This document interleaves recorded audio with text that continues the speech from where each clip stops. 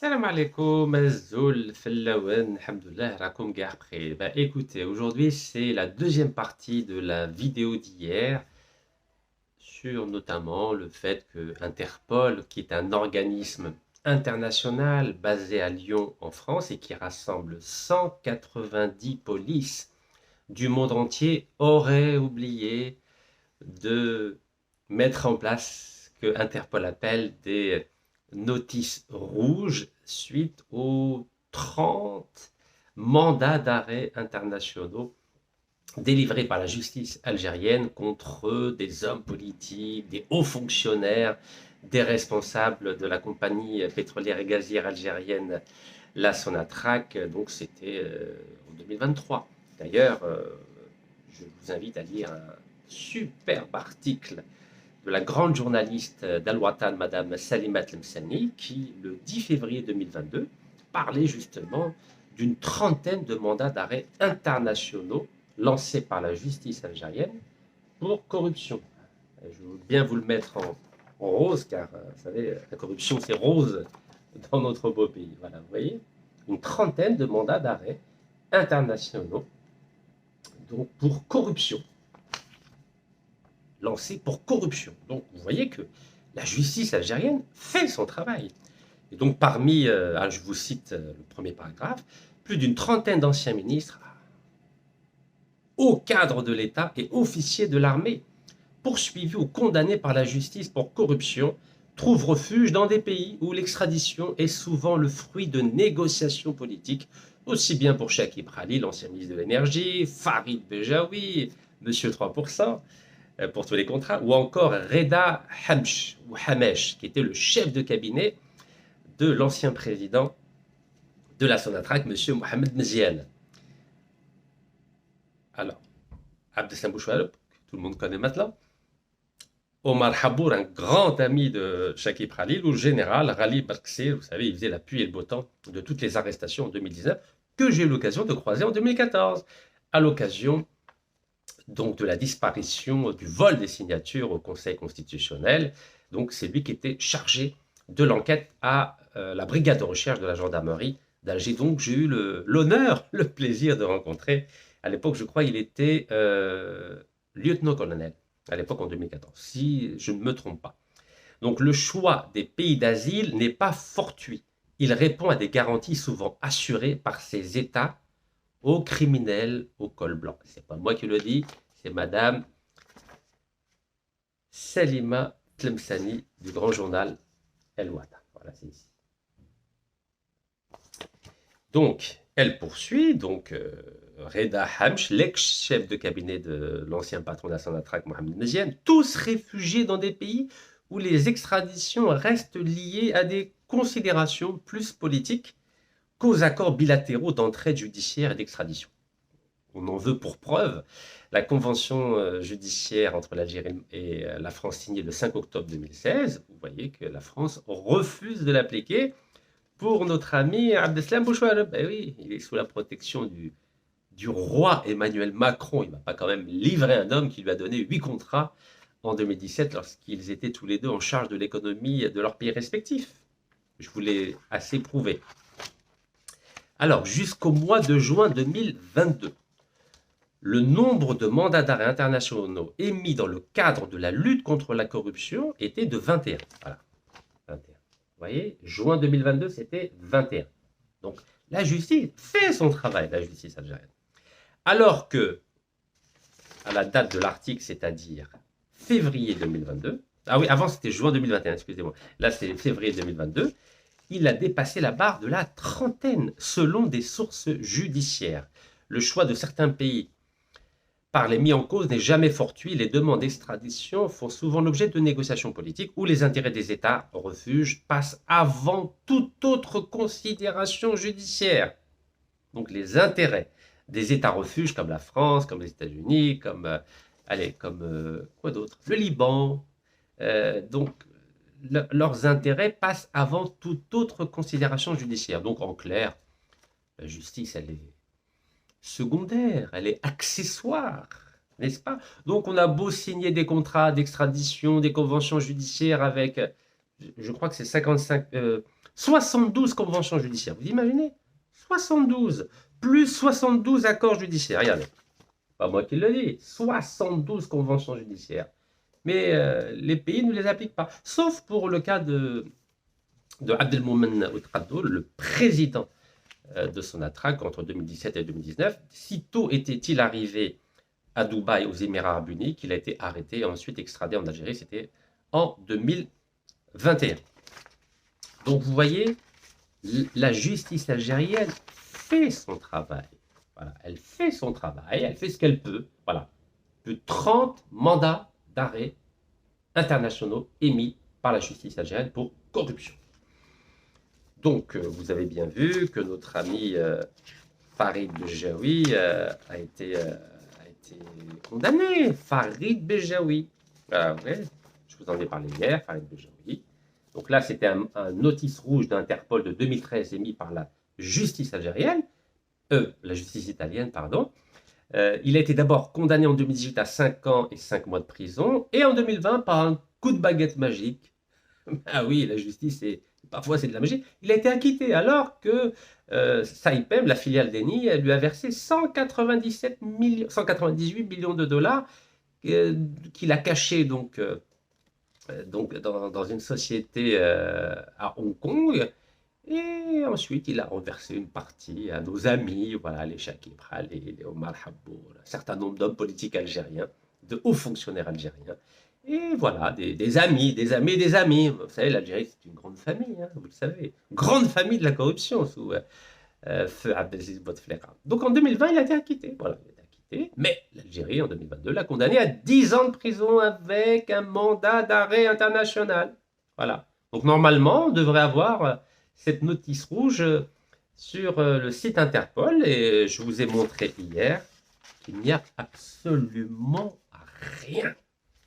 Ouais, Chakib Khalil, là c'était le 10 janvier 2023, Chakib Khalil condamné à 20 ans de prison, et l'ancien ministre de la Justice, ministre des Affaires étrangères, ancien ambassadeur, etc., l'oncle de Farid Bejaoui, 95 ans aujourd'hui, condamné à 12 ans de prison, je vous en ai parlé. C'est pas de gaieté de cœur dont j'en parle, mais c'est pour vous dire que la corruption touche même les hommes les plus compétents et qui était la fierté de l'Algérie. Je dis bien la fierté de l'Algérie dans les années 70 et 80. Oui, je n'ai pas honte de dire que le professeur et le grand juge à la haine, M. Mohamed Bejaoui, était vraiment la fierté de l'Algérie. Moi, je m'en souviens, mes parents, mes frères, mes sœurs me disaient, on a un juge à La Haye qui est... Vous vous rendez compte, il était le président de La Haye. J'ai mal à la tête. Mais il avait un talon d'Achille. Il aimait l'argent. C'est terrible. Pour vous dire, même ceux qui étaient la fierté de l'Algérie tombent dans le piège de la corruption. Alors certains sur Internet m'ont demandé dans les commentaires, mais vous, Rachid Neka, vous n'aimez pas l'argent? L'argent n'est qu'un moyen. Ça ne sera jamais une finalité. Voilà comment on a été élevé dans notre famille. Bien sûr, c'est important d'avoir de l'argent pour faire des études, pour se soigner, pour s'habiller, pour acheter une petite maison ou un appartement, pour s'occuper de ses proches. Mais en aucune manière, ça doit être une finalité. Mais jamais, au grand jamais. C'est pour ça que je vous ai dit hier, je n'ai jamais volé ni un dinar, ni un euro, ni un dollar. À personne et à aucun État. Regardez toutes les condamnations que j'ai en France et en Algérie. Est-ce qu'à un seul moment, ils ont dit que j'ai volé un dinar, un dollar ou un euro? Jamais. Je dis bien, jamais. Et vous avez bien vu, aux États-Unis, ça fait 28 ans que je viens aux États-Unis. En Espagne, ça fait plus de 20 ans. J'ai même pas une seule amende. Même pas une seule amende. Je vous défie de trouver une amende aux États-Unis ou en Angleterre. Pourtant, ça fait 28 ans, ou en Espagne. Pourtant, ça fait 28 ans que j'y vais. Mais voilà, mais dans ces deux pays, je ne fais pas de politique. Donc les deux seuls pays où je fais de la politique, c'est là où ils ont noirci mon casier judiciaire. Mais vous avez vu, ça ne m'interdit pas de parler. Je parle toujours sur la base de preuves, n'est-ce pas? Donc, notre ami, revenons à notre ami. Ce que je vous ai dit, aujourd'hui, on va parler de Farid Bejaoui et de Nassim Ouattara. Donc, Farid Bejaoui, il avait une notice rouge à partir de 2013 suite à une décision de la justice algérienne. Vous voyez, je fais beaucoup de lapsus, hein. Bah oui, tout homme public fait des lapsus. Voilà, je réponds au lapsus d'hier quand j'ai dit j'avais renoncé à ma nationalité algérienne. Non, j'ai renoncé à ma nationalité française en juillet-août 2013, évidemment. Donc voilà. Donc ne vous étonnez pas, régulièrement, je ferai des lapsus, mais allez, ça fait partie de la vie. Vous savez, Kamel Lillah, comme on dit chez nous. Donc, là, il avait une belle notice rouge. Maintenant, il l'a plus. Alors, je réponds à ceux qui n'ont pas compris, parce que qui ont vu qu'il y avait 18 Algériens recherchés. C'est pas l'Algérie qui les recherche, ces 18 Algériens. C'est la France, les États-Unis ou d'autres pays. L'Algérie, sur le site d'Interpol, interpol.int, vous verrez que, on va le refaire ensemble, parce que, pour que les gens comprennent. Pourtant, je l'ai fait hier, hein, et moi, ça ne me dérange pas de refaire, vous savez. J'ai tout mon temps, n'est-ce pas? J'ai tout mon temps. Allez, on y va. On va très doucement. Donc, on va sur le site d'Interpol. Voilà, Interpol INT. On va le faire ensemble, comme ça, il n'y aura pas de problème. On va le refaire. Vous savez, la pédagogie, il faut du temps. Allez, on y va. Donc là, vous allez voir, on est sur le site d'Interpol, d'ailleurs, qui parle beaucoup de lutte contre la corruption, le site Interpol, vous savez? Allez, on y va. Donc là, on est sur le site d'Interpol. Voilà. Je ne sais pas si vous voyez avec les reflets. Allez, Interpol. Et on va donc dans le menu. Aïe, aïe, il y a de la lumière. Dommage. Dommage, c'est pas grave. Il y a le menu, il y a marqué qui nous sommes, infraction, notre action, ce que vous pouvez faire, actualité, personne recherchée. Donc on va à personne recherchée, on clique, hop. Et là, on a les notices rouges. OK? Donc Interpol, après vous allez au menu, vous allez à personne recherchée et vous tombez dessus. Il y a marqué voilà les notices rouges. Et vous descendez en bas. Bon, il y a le reflet du téléphone, je suis désolé, la râle. Voilà, et il y a marqué critères de recherche ou par nationalité. Donc moi, j'ai pas mis nationalité. Ou recherche par pays. C'est là qu'il faut aller, recherche par pays. Quand vous allez à recherche par pays, et vous mettez Algérie, parce que c'est l'Algérie qui est censée avoir délivré les mandats d'arrêt internationaux. Voilà, quand vous faites Algérie, voilà, j'ai fait Algérie. Bon, dommage, ça marche pas avec les reflets. Mais c'est pas grave, je fais Algérie, je clique sur Algérie, sur recherche, pardon, et vous avez, il n'y a toujours aucun résultat. Donc, vous savez, tous les jours, je vais le faire, moi. Voilà, il n'y a aucun résultat. Vous pouvez le faire, c'est facile. Interpol, interpol.int, vous allez dans le menu personne recherchée. Vous ne cherchez pas par nationalité, puisque, vous savez, les Algériens, il y en a beaucoup qui sont... Il y en a 18 Algériens qui sont recherchés par d'autres pays. En général, pour des affaires de drogue, des choses comme ça. D'ailleurs, on va regarder un cas, parce que je n'ai pas envie d'en viser un en particulier. Mais puisque certains m'ont posé la question, donc je vais faire par nationalité, rien que pour vous faire plaisir. Voilà. Donc je fais recherche par nationalité. Voilà. Hop. Et là, en effet, nous avons 18. Voilà. Je n'ai pas envie de montrer les visages, mais un seul, je vais montrer parce qu'il est très âgé. Voilà, il y a marqué 18. 18 Algériens recherchés. Je vais en prendre un, par exemple. Je prends le plus vieux, parce qu'il est âgé, mesquin. Bon, il s'avère que c'est un colonel. Il s'appelle colonel Mohamed. Voilà. Bon, par exemple, lui. Colonel Mohamed. Alors, nom de famille Mohamed, prénom colonel Mohamed Ben. Voilà, colonel Ben. Masculin, né le 25 janvier 1936. Il a 81 ans, mesquin. Il a 2 nationalités. Algérienne et américaine. Vous pouvez regarder, hein. Algérienne et américaine. Et il est recherché par qui? Il est recherché par les Américains, pas par l'Algérie. L'Algérie ne recherche personne. Donc voilà, il aurait voilà, un problème de... Voilà. On ne va pas rentrer dans les détails, vous pourrez regarder tout seul. D'accord? Voilà. Il a 89 ans, mesquin. Vous imaginez 89 ans? Ce monsieur, je ne connais pas évidemment, colonel Mohamed Ben Mohamed, vous avez l'ancien ministre Mohamed Bejaoui, 95 ans. Ça fait mal, ça fait mal. Mais en tout cas, sachez qu'à ce jour, et nous sommes le 13 juillet, sur Interpol, Interpol ne recherche aucun Algérien ou étranger suite à des mandats d'arrêt internationaux émis par la justice algérienne.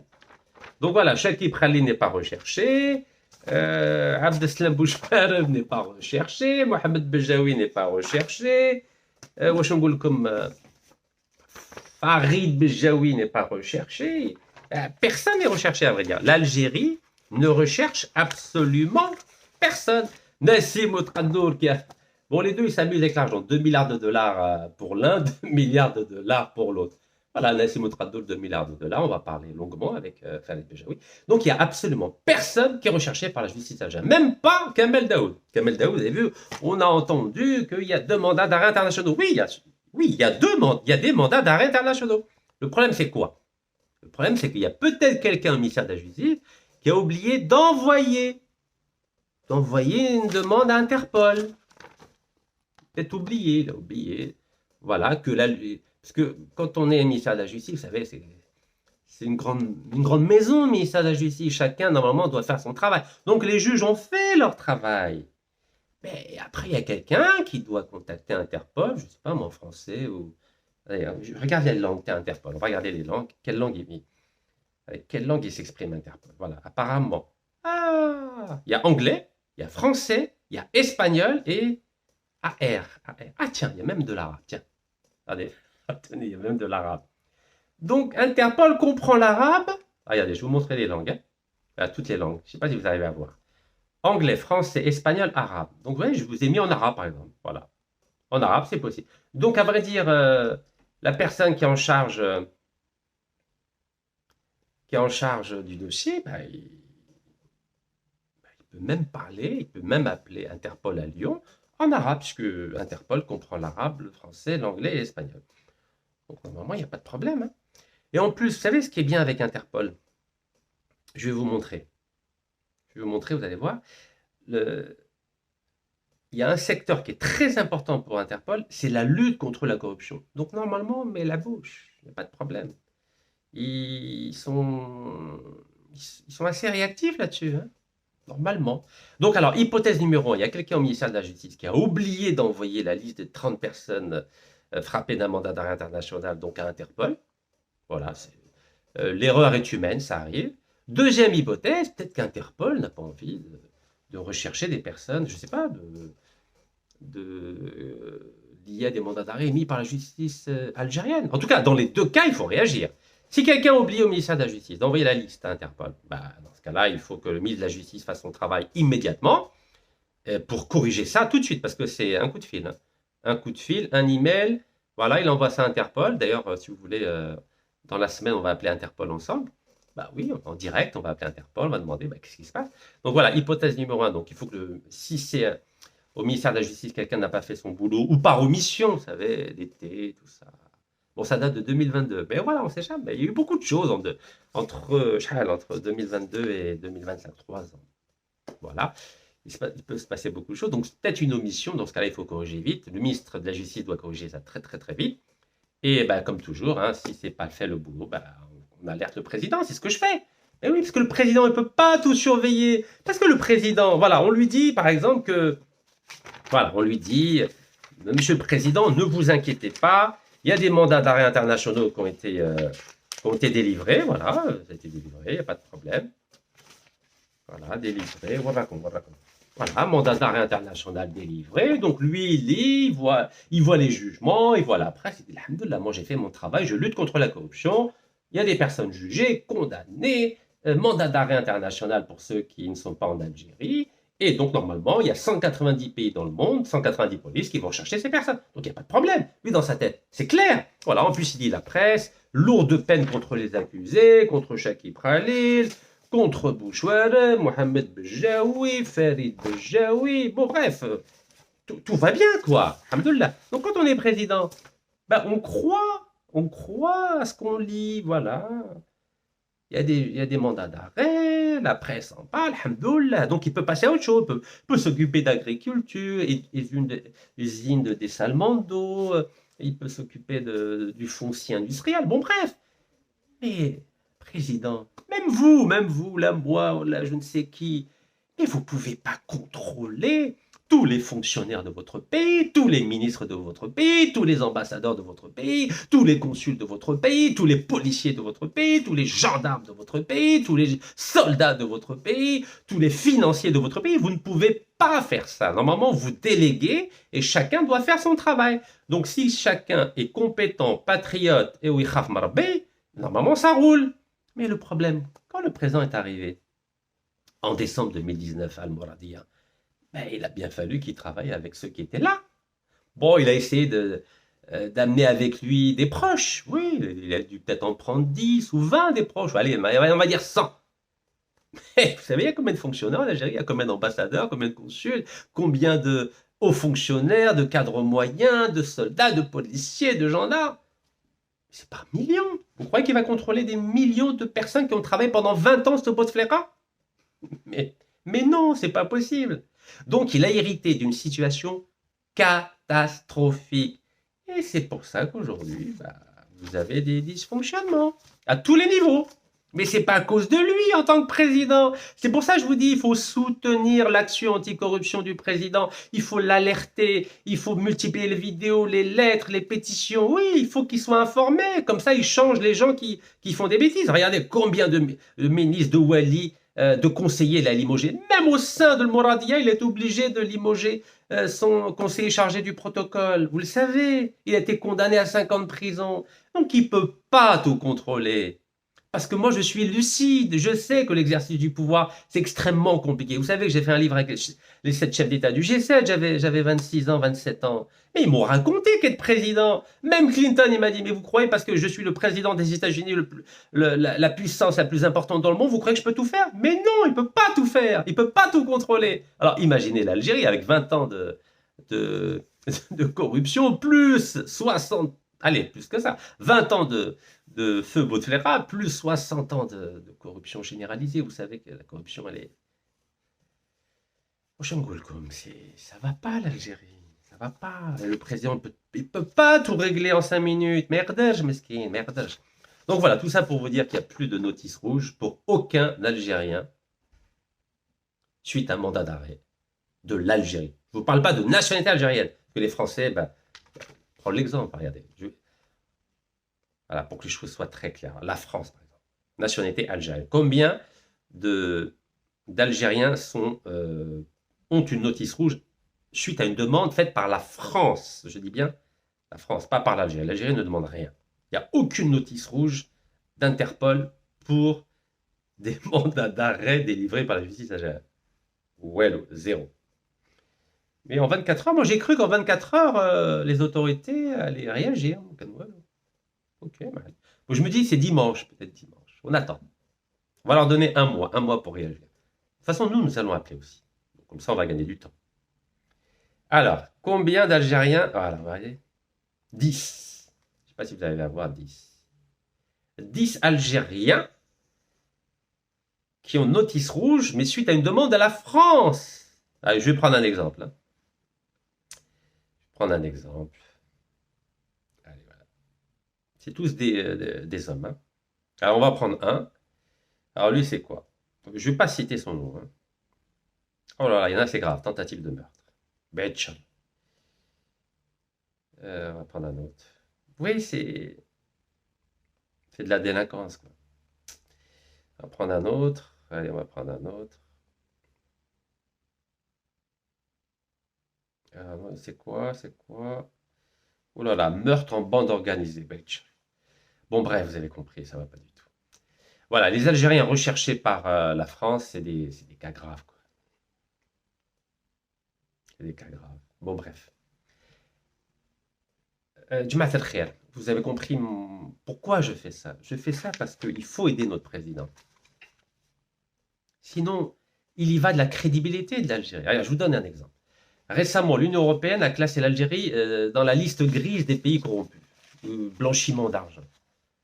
Moi, vous savez, j'ai fait une vidéo pour dénoncer le fait que l'Union européenne ait classé l'Algérie dans la liste grise. Pourquoi? Parce que vous savez que le président Serbil Majid Tebboune a demandé à ce que l'accord d'association qui a été signé en 2005 entre l'Union européenne et l'Algérie soit revu. Vous savez que l'Algérie a perdu 30 milliards de dollars. C'est 7 fois et demi plus que ce que nous a volé Eni en pétrole et en gaz à la frontière entre l'Algérie et la Libye entre 2004 et 2018. Vous vous rendez compte, 30 milliards de dollars on a perdu. Ben oui.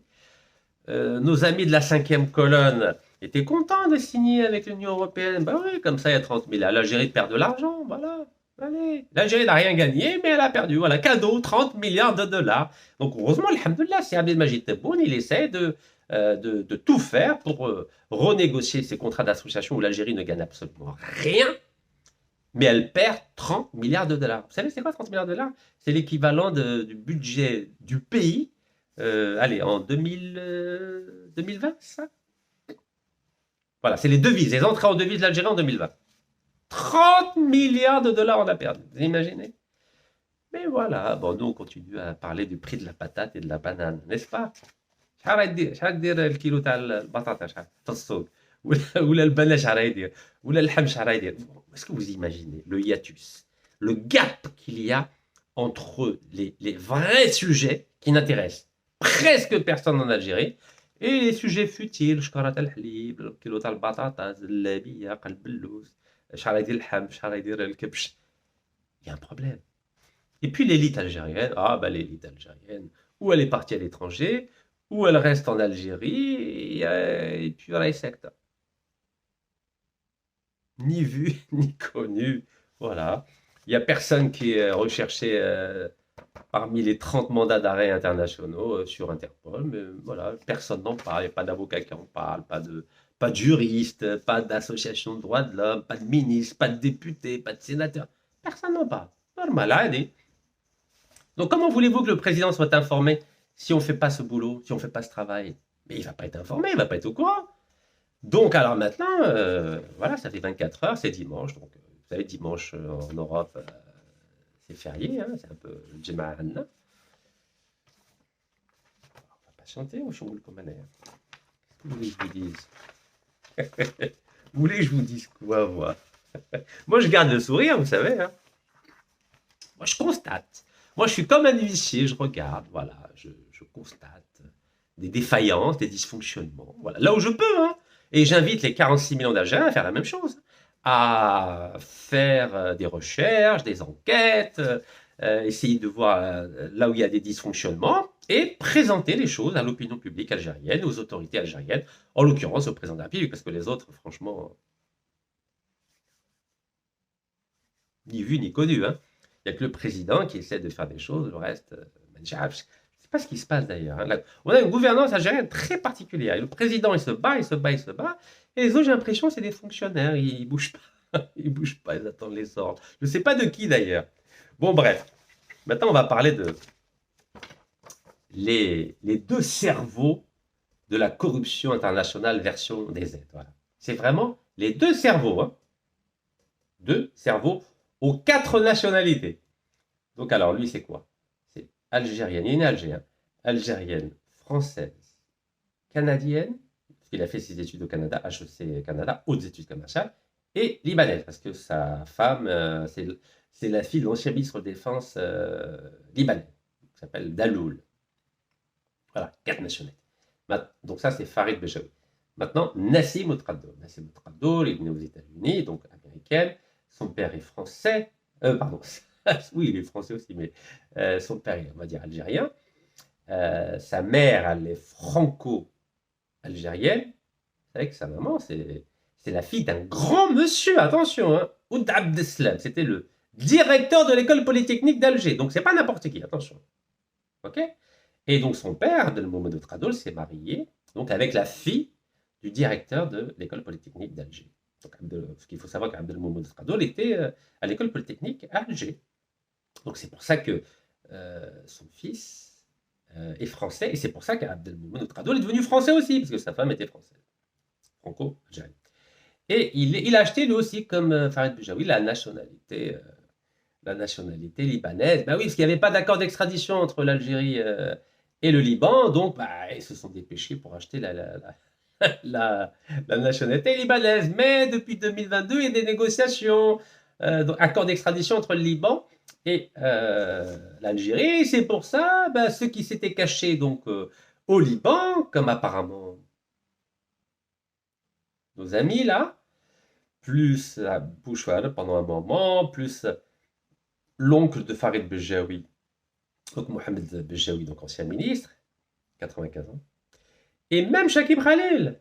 Ben oui, ils ont fait comme Carlos Ghosn. Vous savez, Carlos Ghosn, l'ancien PDG de Renault-Nissan, grand homme d'affaires à la fois brésilien, libanais, français. Vous savez, toute la mafia, ils ont toujours multiples nationalités. Oh, moi, عندي واحدة برك عندي جنسية جزائرية. Voilà. البركة في القليل. C'est pour ça que je passe mon temps dans les prisons. Et françaises et algériennes. Bah oui, j'ai qu'une seule nationalité. Alors, il a boubi avec le khatam. Ah, nous avons 4 nationalités. Où vous avez compris? Bon, allez, bismillah. On y va. Donc, pareil, superbe dossier.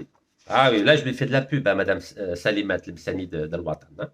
Donc, ça date du 14 mars 2024. Ça fait pas longtemps, ça fait 1 an et demi, même pas 1 an et demi. Voilà, 14 mars 2024. Donc, la grande Salimat Lemsani qui s'occupe de tout ce qui est judiciaire à Al-Watan. Nassim Otkaddour et Farid Bejaoui, deux destins qui se ressemblent, ces hommes d'affaires aux fortunes colossales à l'étranger. Regarde, c'est pas moi qui l'ai dit. Elle ne fait que reprendre ce qu'il y a dans tous les médias spécialisés. Ouais, c'est dans la belle vie, hein. Ben oui, ça c'est les... comment on les appelle? C'est les Golden Boys de Shakib Khalil. Voilà. Pendant 20 ans, ben, ils ont fait la pluie et le beau temps. Voilà. Ils continuent, attention, hein, c'est pas fini. Hein. Aucun d'eux n'a passé une seconde en garde à vue, aucun d'eux n'a passé une seconde en prison. Aucun d'eux. Pourtant, ils sont recherchés partout. Hein. Ouais, même l'Algérie les recherche. Alors, les deux ont été condamnés tous les deux à 10 ans de prison en 2023. 10 ans de prison tous les deux, avec un mandat d'arrêt international qui ne figure pas dans les notices rouges d'Interpol. C'est magnifique l'Algérie. Bon, allons-y. Alors, par qui on commence? Aïe, bismillah. Aïe. Donc, je vous ai dit, donc, Nassim Otkaddour. Nassim Otkaddour, c'est le fils de l'ancien président de la Sonatrach de 2017 à 2019. Vous savez, lui, je lui dois 8 millions d'euros. À chaque fois, je vais le répéter, ça. Je lui dois 8 millions d'euros parce que j'ai osé manifester 35 fois devant l'appartement qu'il a acheté avec son père et sa femme, etc., à Neuilly-sur-Seine, rue Maurice Barrès, 63, je crois. Non, 63 boulevard Maurice Barrès. Donc, j'ai mis ça sur la page Facebook. La justice française m'a condamné, moi, en juillet 2017, à payer 4 000 euros par jour. Au début, c'était 2 000 euros par jour. Et ensuite, quand j'ai fait appel, allez, allez, 4 000 euros par jour. C'est comme l'Algérie. D'abord, j'ai eu 1 an de prison, après 5. Donc, 4 000 euros par jour. Donc, à ce jour, je lui dois 8 millions d'euros. Ben oui. Parce que moi, j'ai jamais retiré l'adresse de l'appartement qu'il a acheté. 2 appartements, 3,3 millions d'euros, il les a achetés. Avec l'argent, la moitié de l'argent, il venait du Liban. Ben oui, le Liban. Vous savez que le Liban, c'est la Suisse du monde arabe. C'est là où tous les magouilleurs du monde arabe vont mettre leur argent. Donc voilà, c'était quoi déjà la banque? First, j'ai oublié, First Bank, c'est ça? Bon, je fais semblant, vous l'avez compris. Vous vérifierez, j'en ai parlé longuement. Donc j'ai toujours refusé de retirer l'adresse des 2 appartements qu'il avait achetés à Neuilly-sur-Seine. Alors monsieur n'était pas content. En plus, il avait acheté ça dans le cadre d'une SCI, Société Civile Immobilière, qui s'appelle l'EMA, le nom de sa fille. Bah oui, l'EMA, elle s'appelle. Ah bah oui, ça porte chance, les filles, n'est-ce pas? Et j'ai été condamné, vous imaginez, 8 millions d'euros je dois à ce monsieur, à Nassim Otkaddour, un escroc international. Et la justice française, au lieu de me dire bravo monsieur Nekaz, vous luttez contre la corruption, au lieu que l'Algérie me dise bravo c'est Rachid, في الفساد سمحوا فيا بغوا يقولوا علي كاع دراهمي. D'ailleurs, ils ont tous saisi le 9 décembre 2021. Eh oui, mais donc là, j'ai rien. S'il n'y avait pas mes frères et mes sœurs, l'année, wello. Et oui, donc la France protège ses escrocs internationaux. C'est beau, non? Franchement, est-ce que c'est beau ou c'est pas beau? Vous avez vu, quand on fait de la politique, quand on veut lutter contre la corruption, vous croyez qu'il y a des gens qui vont vous donner une médaille? Pas du tout. On vous met en prison dans les 2 pays où vous combattez la corruption. Donc la justice française Parce que certains, je lis les commentaires, ah oui, la justice française est indépendante, etc. Indépendante, hein, elle donne raison à un corrompu contre quelqu'un qui lutte contre la corruption. Faut être sérieux. Sérieux, j'espère. Donc, à ce jour, j'ai toujours refusé de donner un seul centime à ce monsieur. Et je n'ai jamais enlevé. Vous allez sur la page Facebook, vous tapez 73 boulevard Maurice Barrès à Neuilly, vous verrez, vous aurez toujours l'adresse de ce monsieur à Neuilly-sur-Seine. Eh oui, avec l'argent du peuple algérien. Donc, ces deux-là, chacun pèse 2 milliards de dollars. 2 milliards de dollars. Je ne sais pas ce que. Vous savez ce que ça représente, 2 milliards de dollars. Moi, j'ose pas vous le dire parce que c'est quoi? C'est le budget de. Je sais pas, d'Alger complet. Ouais, Alger complet, c'est 2 milliards de dollars. Le budget alloué chaque année pour la capitale algérienne, ben, chacun peut financer, financer le budget de la capitale. Rien qu'avec leur argent de poche. C'est beau, c'est pas beau. Donc, c'est des milliers de logements.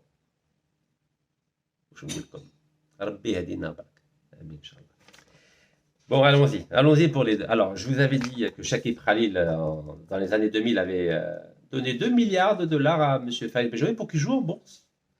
Et lui, ben maintenant, il a accumulé une fortune de 2 milliards de dollars. Voilà, chacun. Voilà, c'est les hommes aux 2 milliards de dollars.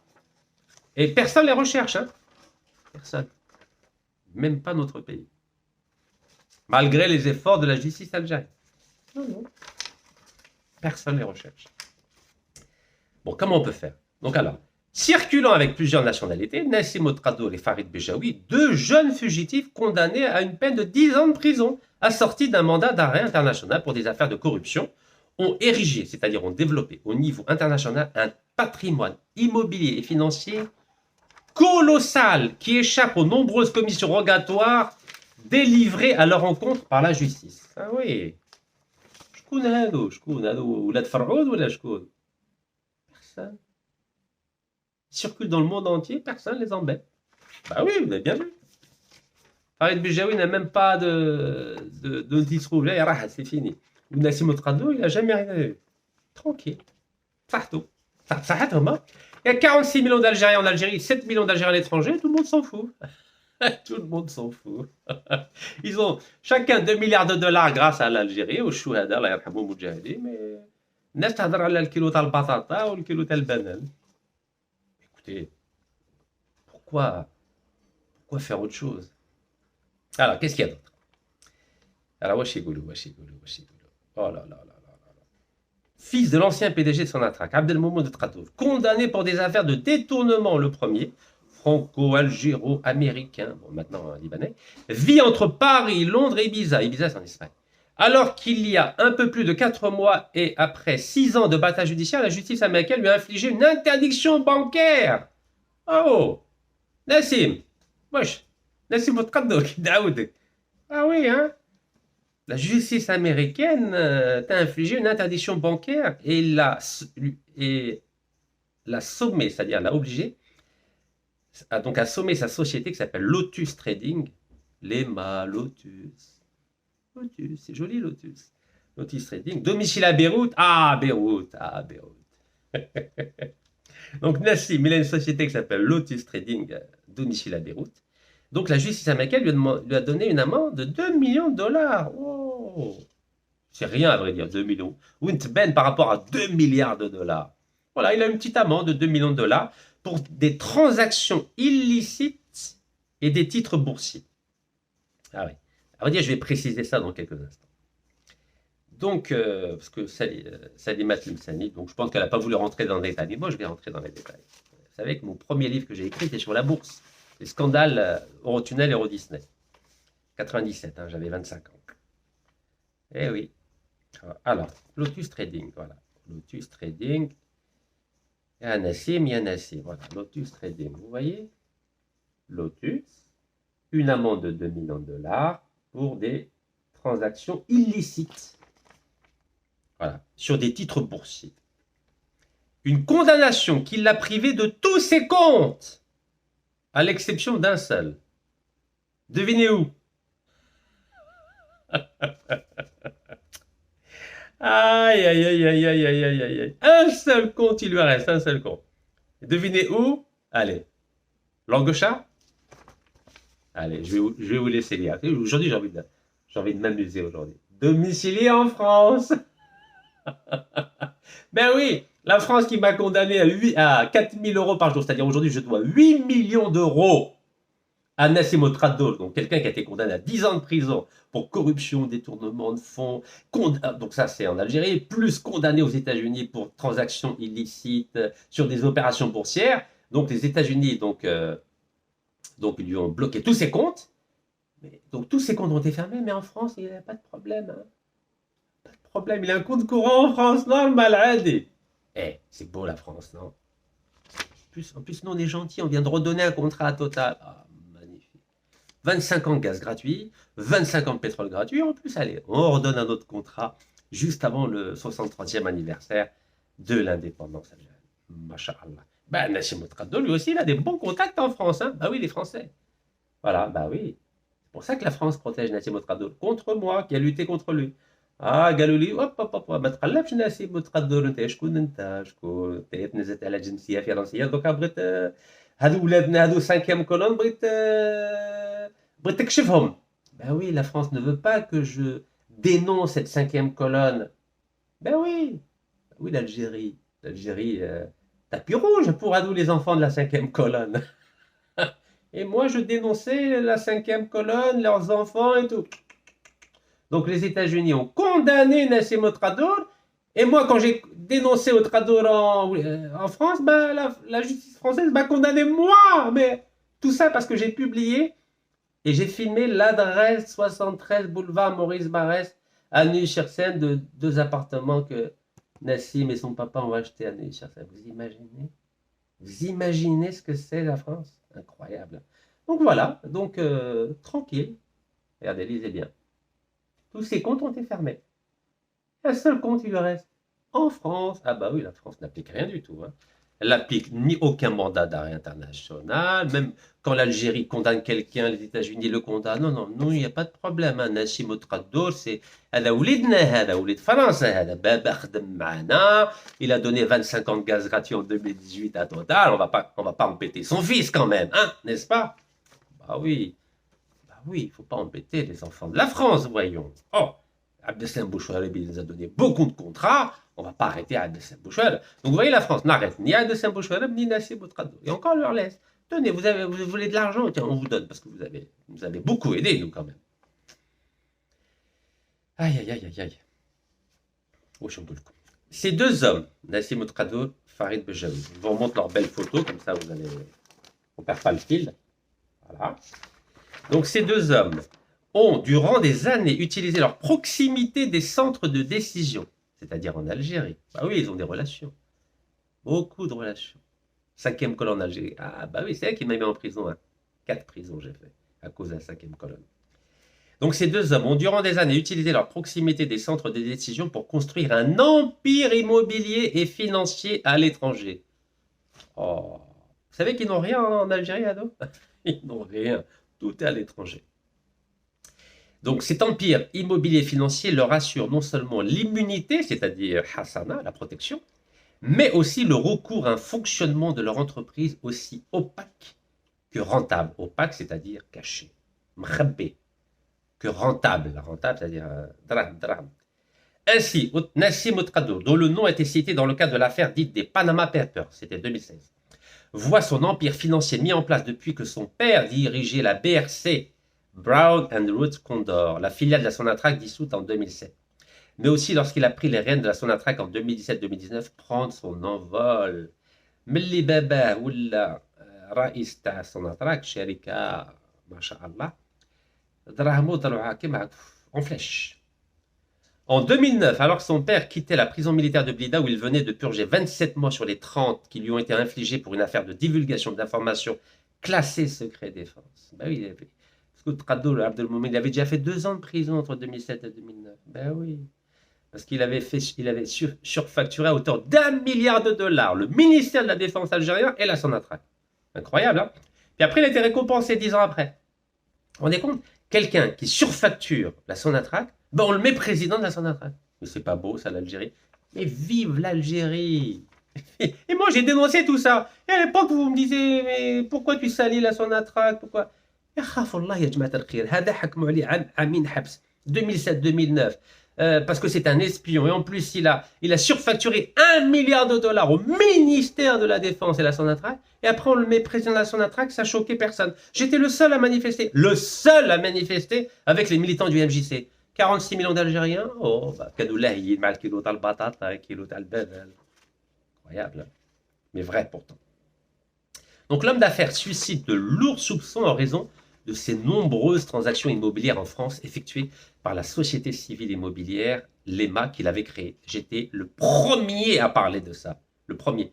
Oui, mon domaine, c'est l'immobilier, donc je suis au courant de tout le patrimoine immobilier de nos amis algériens, de nos frères algériens.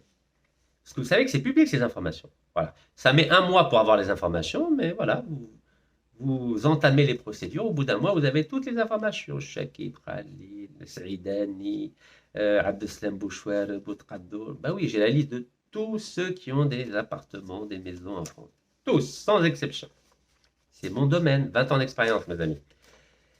Voilà. La société était chargée de l'acquisition et de la gestion de 2 appartements situés à Neuilly-sur-Seine d'une valeur totale de 3 380 000 euros. Vous vous rendez compte? Il sort de prison en 2009.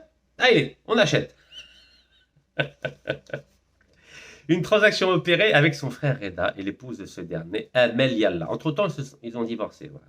Bah oui, ils ont porté plainte contre moi. Vous croyez qu'Arabia Maji Chouf Charamidiro? Bah oui, vous savez, tôt ou tard, ça se paye. Hein. Bon, bien sûr, je souhaite à personne de divorcer.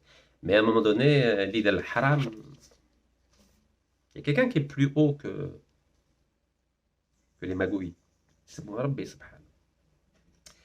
Et ainsi que sa mère, Madame Outradoul Meskina, née Anissa ou Abdeslam. Encore une fois, le père de cette dame, c'est un grand monsieur, c'est lui qui a fondé l'école polytechnique. Vous voyez, je fais la différence quand même, je fais le distinguo entre des gens corrompus et des gens honnêtes.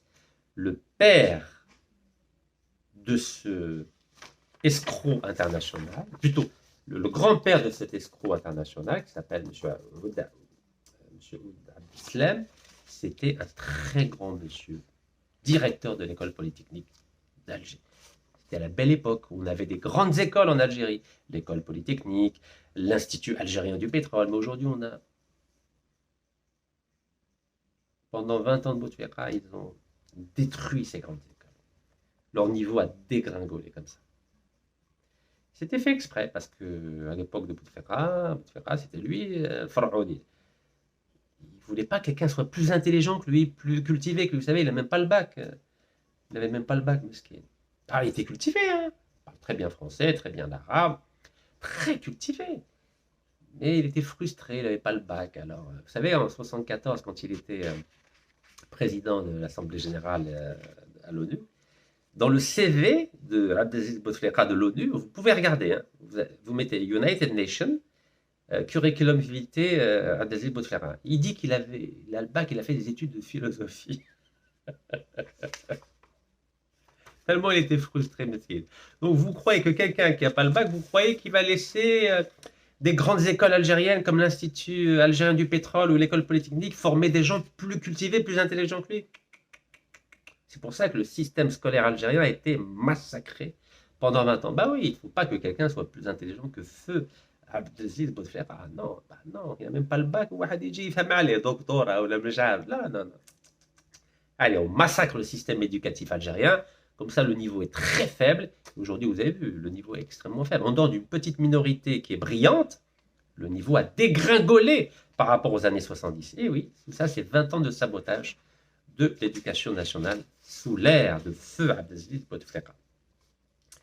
Bon, qu'est-ce que je peux vous dire? Vous savez, il y a tellement de choses à dire. Ah, voilà, la banque, la First National Bank. Voilà, c'est... Ah oui, ils ont caché l'argent là-bas. Au Liban, ben oui. Ils cachent partout l'argent du pétrole, du gaz. La banque Vierge britannique. Donc, à partir de 89, 5 milliards de dollars par an. Vous imaginez? Vous vous rendez compte? Est-ce que vous savez que la Sonatrach vendait du pétrole au noir? Elle fait comme une idée, une idée. Bon, c'est pas grave, c'est pas معليش. أنا نقصروا رانا بيناتنا كما يقولوا. معليش. Bon, qu'est-ce que je vais vous dire? Ah oui, société offshore pour blanchir l'argent de la corruption. Oh là là là là, vous vous rendez compte? C'est des spécialistes du blanchiment de l'argent de la corruption. Vous avez compris pourquoi l'Union européenne nous a mis dans la liste grise de la corruption et du blanchiment d'argent? C'est à cause des gens là, Hadou les gens et Hadou les deux. Ben oui, parce qu'ils continuent à blanchir l'argent, ces gens-là. Et personne ne les recherche. Personne ne les recherche. Ouais, ils continuent à blanchir l'argent de la corruption. Je vous ai dit, c'est les génies de la finance, attention. Et je vais vous donner un exemple. Donc, avant de disparaître des actes officiels, son fils Mohamed Reda et son épouse Anissa cèdent leur part à Nassim Ouattara. Une transaction qui ne connaît aucune déclaration de plus-value aussi bien en France qu'en Algérie. Bah oui, il ne va pas déclarer quand même. عنده معرفة في الجزائر وعنده معرفة في البلاد. علاه يذكر عليه دي دراهم واسكت علينا. Aïe, aïe, aïe, qu'est-ce que je peux dire d'autre? En janvier 2017, la SEC, vous connaissez maintenant la SEC, Security Exchange Commission, c'est le gendarme de la bourse, c'est celle qui contrôle toutes les transactions boursières aux États-Unis. Donc la SEC, l'autorité américaine de contrôle de la bourse, ouvre une enquête sur les opérations financières suspectes de la société de Nassim Ouattara Lotus Trading, domicile au Liban créé par Nassim Ouattara pour tirer profit des contrats obtenus par les sociétés pétrolières libanaises à l'époque de Shakib Khalil. Ah, bah oui. زيدوا هربوا الدراهم زيدوا هربوا الدراهم Sonatrach, allez, faites des contrats à tout le monde. Ben oui, après il y a Nassim au milieu qui s'arrange pour faire fructifier l'argent de la corruption. En 2018, il est naturalisé libanais. Ben oui, bravo. En dépit de l'opposition de nombreux députés qui voyaient d'un mauvais œil l'octroi de la nationalité de leur pays à un homme poursuivi dans son pays, c'est-à-dire l'Algérie, pour des affaires de corruption.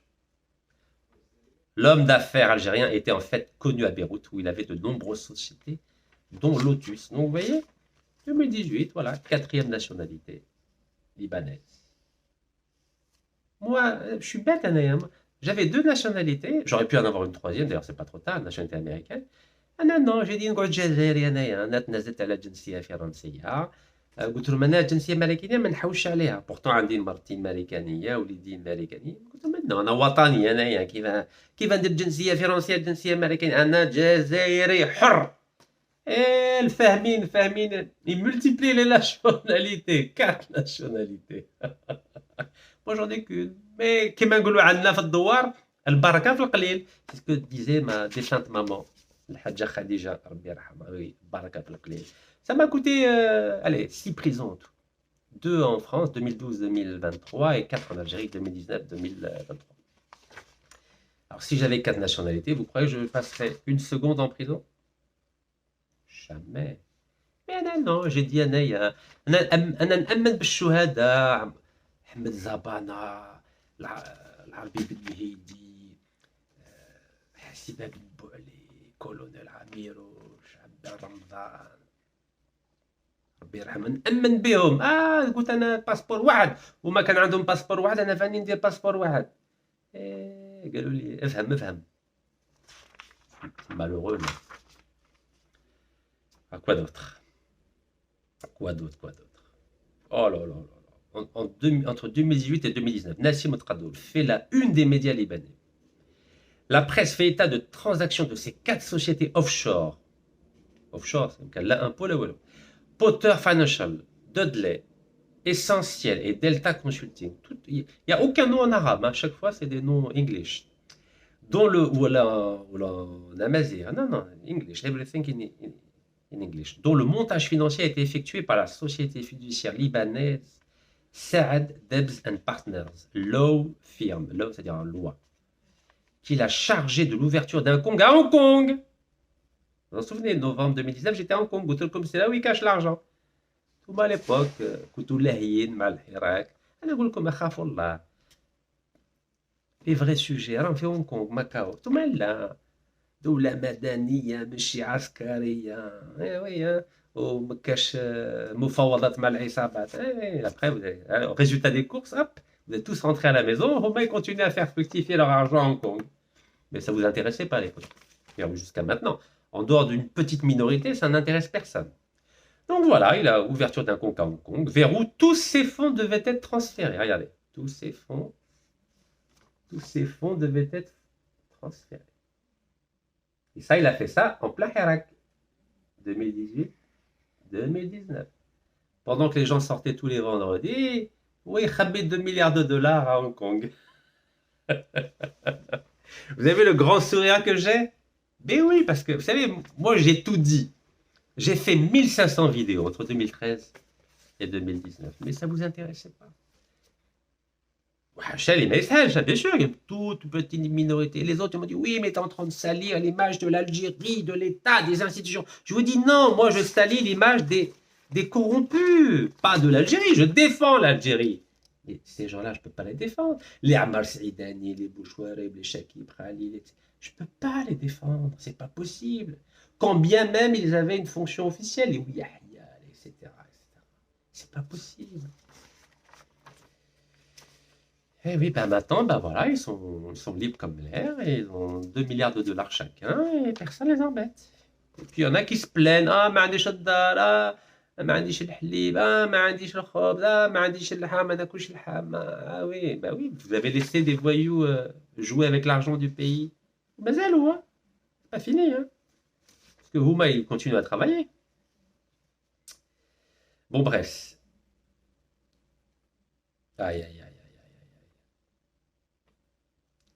Aux États-Unis, les enquêtes préliminaires sur les transactions douteuses des titres de bourse de la société libanaise Lotus de Nassim Otrado aboutissent à une plainte enregistrée dans le district de Newark. Newark, c'est New York. Il y a un aéroport là-bas. Mais c'est devenu entre-temps une grosse pointure dans le négoce mondial pour éloigner la suspicion. Ah oui.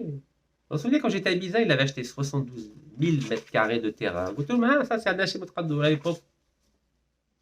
Ça ne vous intéressait pas. Moi, j'ai fait des vidéos sur tout ça, hein. Mais voilà.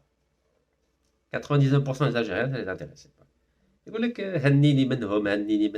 À croire que l'Algérie n'appartient pas aux Algériens. Voilà. Chacun pense qu'à soi. Encore une fois. Bon, bref, ils disent qu'il y a eu spéculation. Pour les enquêteurs de l'autorité américaine de régulation boursière, il y a eu spéculation dans le rachat d'une banque d'affaires américaine sur les actions en bourse et un délit d'initié qui a permis à Nassim Otradoul de gagner 25 millions de dollars. C'est bien 25 millions de dollars.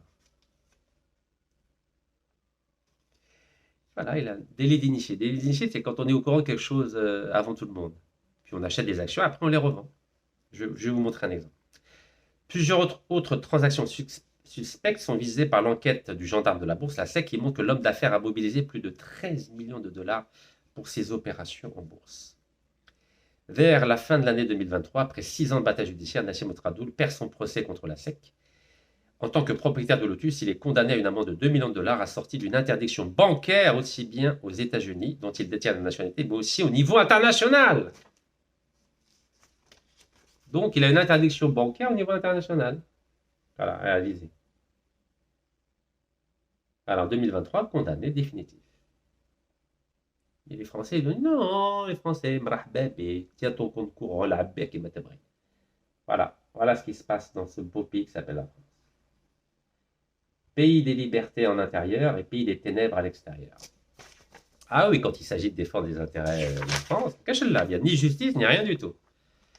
Donc, cette décision intervient quelque temps seulement après sa condamnation d'Algérie à 10 ans de prison pour son implication dans les affaires de corruption. Eh oui, il a été condamné à 10 ans de prison, mais personne ne le recherche. Mandat d'arrêt, mais personne ne le recherche. Pendant ces procédures aux États-Unis, Nassim Otradoul se réorganise pour mieux éloigner la suspicion sur ces transactions obtenues à travers les sociétés de trading partenaires. Trading, c'est la bourse. Gunvor et Vitol, des États très regardants sur l'origine des fortunes. Waouh. Ça vous va, je crois, non? C'est bon? Non, une dernière. Parce qu'il y en a beaucoup. Hein. La société, on continue.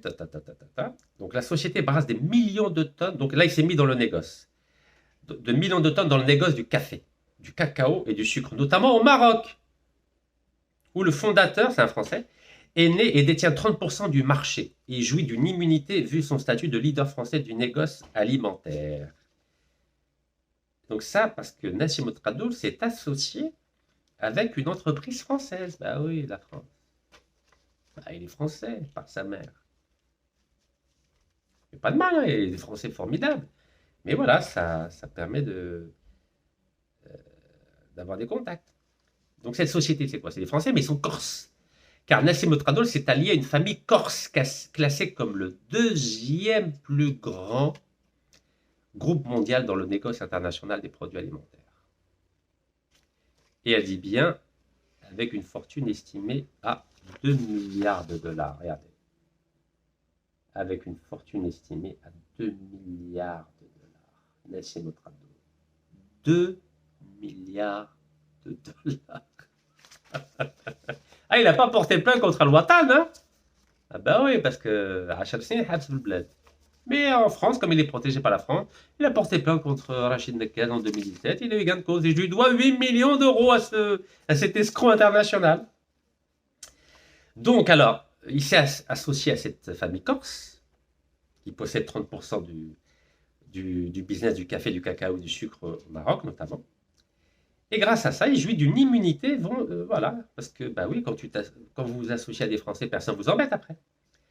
Donc de ce fait, ni le nom, ni les tracasseries judiciaires de Nassimo Tradol n'apparaissent sur les radars américains et européens. Bah oui, parce qu'il a mis de l'argent dans ce groupe corse. Puis voilà, bah c'est caché quoi. C'est le groupe corse qui a de l'argent, c'est plus Nassim.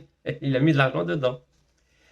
Selon nos interlocuteurs, c'est à travers ce montage que Nassimo Tradol est en train de céder les 2 terrains agricoles qu'il a achetés en 2014 et 2015 à San Jordi de las Salines, dans l'île espagnole d'Ibiza, dont je vous ai parlé, d'une superficie de 71 875 mètres carrés et surtout d'une valeur de pas moins de 120 millions d'euros. Il a bihom drame. Drame, t'as le pétrole, t'as le gaz à Sonatrach, normal. Ah oui, bah oui, Sonatrach n'est pas une entreprise corrompue. Bah non, évidemment. C'est une entreprise très vertueuse. C'est pour ça que écoutez, dès que vous entendez Sonatrach signer un contrat, dites-vous qu'il se passe des choses derrière. Surtout quand il n'y a pas 59, 51, 49. Alors là, vous pouvez être sûr qu'il y a quelque chose. À ce jour, la justice algérienne n'arrive pas à avoir des réponses aux nombreuses commissions rogatoires relatives à certains biens qu'il détient à l'étranger. Bah oui. Encore moins à les saisir, étant donné qu'ils sont le fruit de ses affaires en Algérie pour lesquelles il a été condamné. Bah oui, vous connaissez la règle en droit international. Quand vous avez été condamné dans un pays pour une affaire, vous ne pouvez pas être condamné pour la même affaire dans un autre pays. Allez, je vais répéter pour que ça rentre bien. Par exemple, l'Algérie a condamné Nassimo Tradol pour corruption, détournement de fonds, etc. En Algérie, pour ces affaires-là. À partir du moment où l'Algérie les a condamnés pour ces affaires-là, il ne peut plus être condamné ni aux États-Unis, ni en France, ni en Italie, ni nulle part ailleurs pour les mêmes affaires. C'est-à-dire qu'il y a une immunité, ça s'appelle. Je vous dis ça avec un grand sourire. Donc, le fait d'être condamné en Algérie, ça les protège d'autres poursuites judiciaires à l'étranger. Eh oui, c'est une règle internationale du droit, ça. Donc, quelque part, Nassimo Tradol et Farid Bejaoui, ils sont très contents, à vrai dire, d'avoir été condamnés en Algérie à 10 ans de prison. Comme ça, on ne peut plus les embêter ailleurs pour les mêmes affaires. Et c'est pour ça que leur dossier a été gonflé. Comme ça recoupe tout ce qu'on leur reproche. Comme ça, ils peuvent être à l'aise maintenant, à l'étranger. Parce que ni les Français... Enfin, imaginez par exemple l'Algérie dit oui, mais il faut poursuivre en justice. Il dit non, on ne peut pas poursuivre en justice ces gens-là, puisque vous les avez déjà condamnés en Algérie pour les mêmes affaires. Vous avez compris? Donc maintenant, ils sont à l'aise. Voilà, ils n'ont pas besoin de retourner en Algérie. Et puis, à vrai dire, ils peuvent même venir en Algérie, puisqu'il n'y a même pas Interpol, il n'y a rien. Ils peuvent même venir en famille, vous aller, je ne sais pas, moi, Alger ou là. Notre ami Farid Bejaoui, Sidi Belabès, je connais Haouss Alim, il n'y a ni Interpol, ni rien du tout. C'est compliqué l'Algérie, non? Aïe, aïe, aïe, aïe, aïe, aïe, au Changoulkou. C'est lamentable. Bon, maintenant on va s'occuper des affaires, je vous ai promis. Vous savez, donc ça, c'est ce que dit Al-Watan. Bah, vous savez, moi j'ai des preuves. Allez, allons-y pour les preuves. On va doucement, on ne se presse pas. Je vais vous montrer les preuves du gendarme de la bourse. Voilà comment il y a les preuves. Voilà les preuves. Voilà. Petit cadeau. Ça, c'est l'édition de justice contre Nassim Otradoul et sa société Lotus. 2017 et 2018. Voilà. Donc, notre ami Nassim, vous savez, c'est long, hein, il y en a, il fait 55 pages et l'autre, il fait 25 pages. C'est beaucoup. 55 pages et... Parce que Nassim Otradoul, il a des amis, il y a une mafia internationale, ce qu'on appelle la mafia à la fois du gaz et du pétrole, et la mafia financière, ils travaillent ensemble. Regardez par exemple. Le gendarme de la bourse, la SEC américaine, regardez, lisez bien. United States Securities and Exchange Commission. Voilà. Là, vous avez toutes les informations. Vous allez sur le site de la SEC, donc sec.gov, et vous tapez Otradoul, vous allez tout trouver. Donc, alors écoutez, oh là là, ils sont beaucoup. Donc la SEC a porté plainte contre une. En gros, ça s'appelle association de malfaiteurs. C'est des voyous, quoi. C'est une mafia de la corruption qui magouille parce qu'ils ont des informations avant tout le monde. Vous savez, ils ont des informations avant tout le monde. Donc, ils font de l'escroquerie en bande organisée. Donc, société Alta, Creative Empire Global, Anthony Gary Dark, Endeso, David Isaac et Tedgui. Ah oui, David Isaac. Ah, il n'a pas de problème. Hein. Mais nos cousins abrahamiques. Hein. Ah oui, mais ما وحنا نقولوا نو هذاك يهودي هذاك اسرائيلي هذاك ما ناسين ما عنده حتى مشكل ايزاك دافيد ارواح مرحبا هيا نسرقوا في رحبه. Allez, on va voler ensemble. Donc Nassim Otradoul, Nassim Otradoul, il est là Nassim, le grand Nassim. Moi, les États-Unis ont porté plainte contre Nassim Otradoul avec David Isaac. David Isaac, مرحبا بك. L'argent n'a pas d'odeur, n'est-ce pas? L'argent n'a pas d'odeur. C'est comme Macron qui a voulu que la société israélienne Energean achète 11,25% de Raggan Nord. Ashouhada Rabbi Rahamom. Ah oui.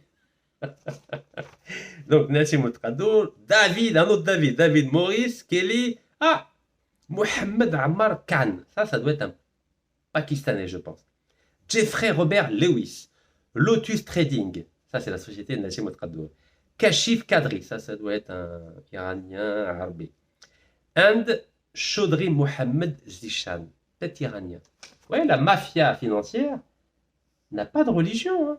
Donc tous ces gens-là ont eu des informations avant tout le monde concernant une société américaine qui devait être rachetée par une société japonaise.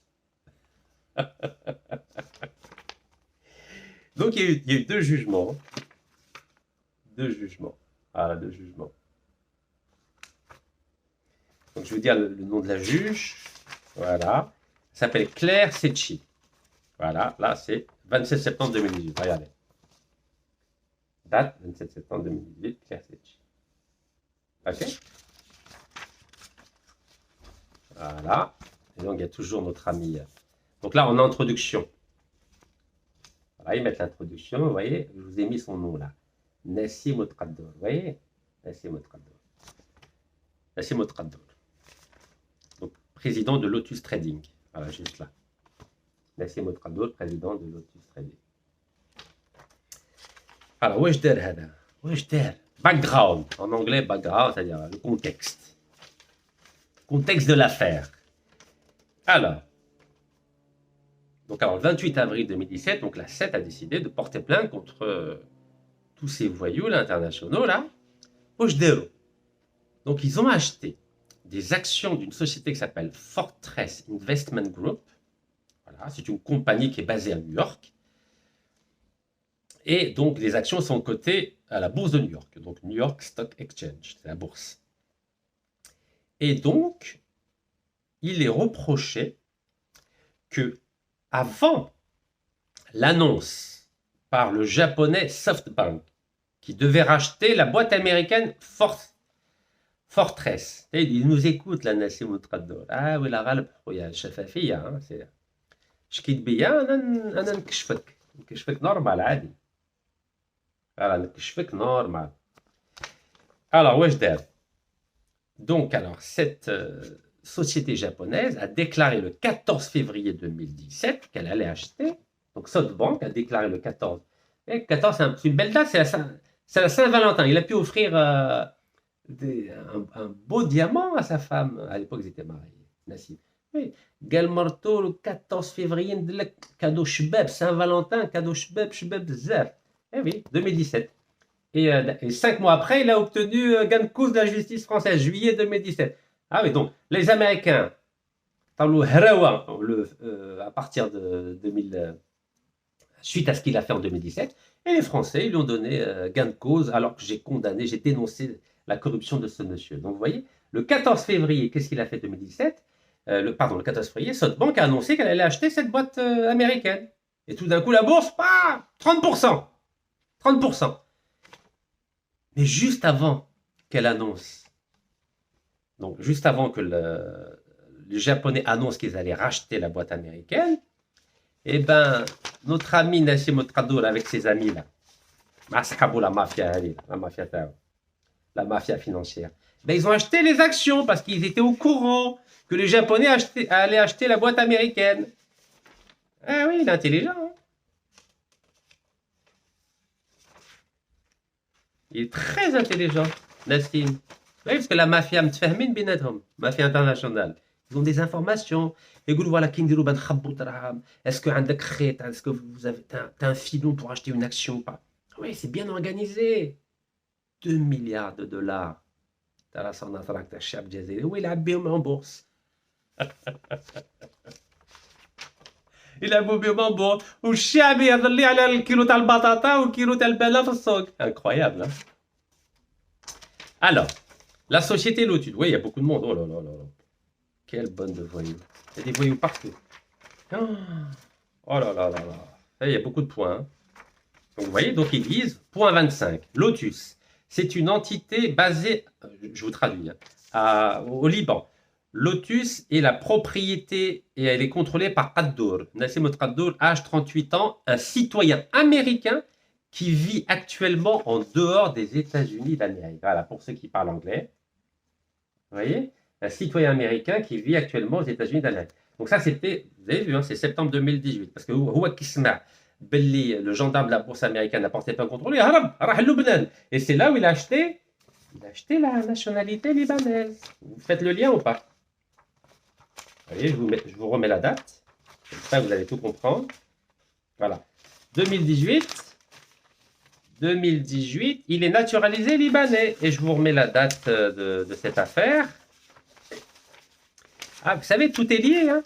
Quand il a vu qu'il était poursuivi et condamné par la justice américaine, eh ben, il est parti vite acheter. Regardez, condamné par la justice américaine le 27 septembre 2018. Voilà. 27, il était condamné. Et comme par hasard, 2018, il est naturalisé libanais. Ben oui, Harab, il est parti au Liban. Maintenant, il a la protection libanaise. C'est beau, hein? On achète tout avec l'argent, même des nationalités. Et lui, sa femme, elle n'est pas libanaise, qui m'a fait Khaled Bejaoui, dont la femme est libanaise, la fille de l'ancien ministre de la Défense, M. Daloul. Voilà, il a acheté parce qu'il a été condamné. Il a été condamné. Je te daout char ou là. Allez, on continue. Bon, alors concrètement, ça c'est une seule affaire. Hein. Alors, donc je vous ai dit, ils disent pas citoyen algérien, ils disent citoyen américain, les Américains. Vous voyez, Qaddoul, citoyen américain. Et nous, on donne des contrats, on met un Qaddoul qui a vécu aux États-Unis, qui est de nationalité française, américaine. Son attraque, روح من total 25 ans باطل, 25 ans pétrole باطل وهي رايحة. C'est une catastrophe, notre pays, pendant l'ère de Bouteflika. Voilà, je vous ai mis tout en rouge pour que vous compreniez ce qu'il a fait. Regardez. Lotus, c'est la compagnie de Qaddoul. Vous voyez? Alors, ceux qui parlent anglais, hop, je vous montre comme ça. Après, vous regarderez gentiment. Vous voyez, c'est long. Hein? Donc, je vais traduire quelques mots en français. OK? C'est bon. Alors, 14 février 2017, je vous ai dit, c'est la Saint-Valentin. Nassim Tradoul a promis à sa femme un beau cadeau pour la Saint-Valentin. C'est le jour des amoureux, n'est-ce pas? Après, ils ont divorcé. Ah, Daoud Char, attention. Alors, 14 février 2017, Lotus, sous la direction de Nassim Al-Khattour, a acquis 500 000 actions. Donc, juste avant que les Japonais de SoftBank annoncent qu'ils allaient acheter cette entreprise américaine Fortress, qui est un fonds d'investissement. Voilà. Et il les a achetés à travers une boîte qui s'appelle Fidus. Donc, le total des actions qu'il a achetées, c'est 3 122 979 $. Voilà. Regardez. Les 500 000 actions qu'il a achetées représentent la somme de 3 122 979 $. Il a bihom draham. Bah oui. 2017. Baba, il a été nommé 3 mois après. 3 mois après, Baba, il a été nommé à la direction de la Sonatrach. Tahia al-Jazair. Ah oui, il savait qu'il va être nommé. Donc, il a 3 122 000 $. Il a acheté 500 000 actions. Le 14 février 2017. OK? Le 15 février 2017, c'est-à-dire un jour après, la Saint-Valentin, c'est fini. Comme la Saint-Valentin. 15 février 2017. Qu'est-ce qu'il a fait? Il a revendu tout de suite ces 500 000 actions de l'entreprise qui s'appelle Fortress. OK? Il les a vendus 3 976 900 $. 3 976 900 $. Et c'est combien le bénéfice en un jour, hein? Et il peut faire un beau cadeau à sa femme. À l'époque, ils étaient mariés.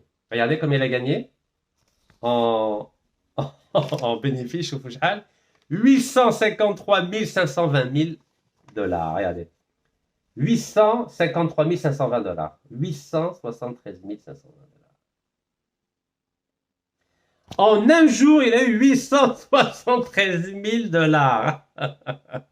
853 000 $. Vous imaginez? 853 000 $ en un jour. Cadeau de la Saint-Valentin. 14-15 février 2017. C'est pas un génie? C'est un génie تاع الفساد. À vrai dire, ما خدمش ما والو. قالوا له شوف اشري وما تخافش. اشري وما تخافش وتربح. هذا نقولها لك. كيما واحد يقولوا اي روحوا اشروا ليسانس روحوا بيعوه المغرب ولا بيعوه تونس. كيما بكري كانوا يديروا. اشري وما تخافش. Vous imaginez? Et donc voilà, parce que Nassim Al-Khattour fait partie de la mafia financière internationale avec tous ses copains là, regardez. Tous ses copains, David, Isaac, هذوك اصحابو هذو. والشعب الجزائري شحال غيدير كيلو تاع البطاطا اليوم؟ شحال غيدير كيلو تاع البنان اليوم؟ Voilà, en un jour, il a eu 853 000 $. قالوا له ناسيم التقدر تحوس تفهم ما؟ Yeah. Alors, qu'est-ce qu'ils ont dit les Américains? Donc, Nassim Al-Khattour était en possession d'informations non publiques au sujet de l'offre du japonais SoftBank qui devait acquérir la société américaine Fortress. Regardez, c'est écrit noir sur blanc. Voilà ce que dit la justice américaine. Vous voyez? Il possédait des informations qui n'étaient pas publiques, c'est-à-dire un ma'rifa. Et ça, en Amérique, ça ne pardonne pas. Ça ne pardonne pas. Voilà. Donc, vous voyez, il a été condamné comme un délinquant financier international. Voilà. 28 ans aux États-Unis. Je n'ai jamais eu, même pas une amende aux États-Unis. Regardez, tapez partout. Vous verrez mon nom nulle part aux États-Unis. Parce que نمشي hack. Il faut نمشي hack. Et les mafias internationaux, ils ont l'impression d'être protégés par tout le monde. Bon, bref, vous avez compris. Voilà les deux jugements que vous pouvez trouver sur le site officiel de la SEC, sec.gov, et vous tapez en moteur de recherche Al-Khattour et vous avez ces jugements. Bon, on a fini pour Al-Khattour. Voilà, Nassim Al-Khattour. Maintenant, occupons-nous rapidement, parce que je sais que l'heure tourne, de notre ami Habibna Farid Beljaoui. Donc, je vous ai déjà dit, je vous ai parlé de lui hier. Donc, en disant que c'était le neveu de l'ancien ministre. Chakib Khalil le considérait comme son fils. Vous imaginez Chakib Khalil considérait Farid Beljaoui comme son fils? Ben oui, il y a trop de drames. Vous connaissez l'adage algérien? Woukoul ou woukel. C'est comme ça que ça fonctionnait pendant les 4 mandats de Bouteflika. Donc, après une longue traque par Interpol, Farid Bejaoui blanchi par la justice italienne. Franchement, vous attendez quoi de la justice italienne? En première instance, elle condamne tout le monde. Elle condamne Farid Bejaoui, la Saipem, Eni, les présidents d'Eni, présidents de Saipem. Et 3 ans après, un peu de négociation, ils sont tous acquittés. Ils sont tous acquittés. Mais les Américains, les Américains, ils ont obligé Eni à payer 24,5 millions de dollars pour éviter un procès. Parce que ils avaient des preuves que Saipem, la filiale d'Eni, a versé 198 millions d'euros à Farid Bejaoui pour qu'il reverse une partie à Shakib Khalil, Omar Habbour, Medziane et compagnie, quoi. Ah oui. Et ils ont eu peur, ils ont dit oh non, non, non, les Américains, non, non, non, on va payer, on veut pas de procès, sinon après le président Denis allait finir en prison, comme le président de KBR, 30 mois de prison. Voilà, mais l'Italie, ça a tout se négocie en Italie. C'est le pays de la mafia, n'est-ce pas? Bon, alors, واش نقول لكم.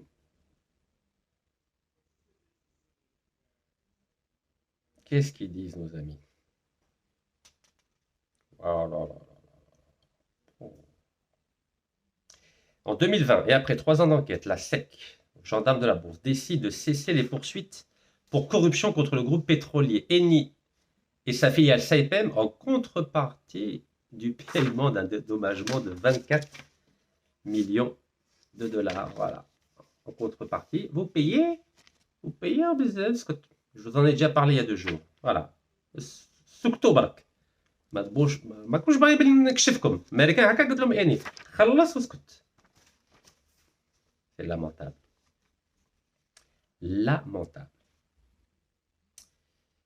Alors.